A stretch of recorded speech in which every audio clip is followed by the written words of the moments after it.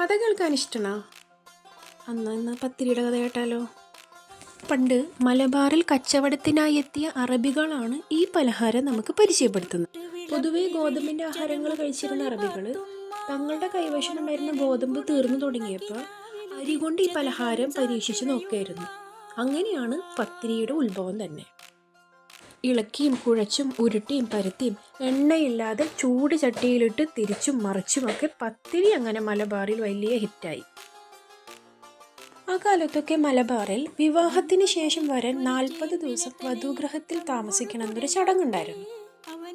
അപ്പോഴൊക്കെ അമ്മായിയമ്മ വരന് ഒരേ തരത്തിലുള്ള പത്തിരി 2 തവണ വിളമ്പുന്നത് വളരെ ഒരു മോശം കാര്യമായിട്ടാണ് കണ്ടത്. തന്നിമിത്തം പത്തിരി പല രൂപത്തിൽ കാണാൻ തുടങ്ങി. ചട്ടിപ്പത്തിരി, നെയ്പത്തിരി, ടയർ പത്തിരി എന്നിങ്ങനെ. നാളെ മറ്റൊരു കഥയായിട്ട് കാണാം.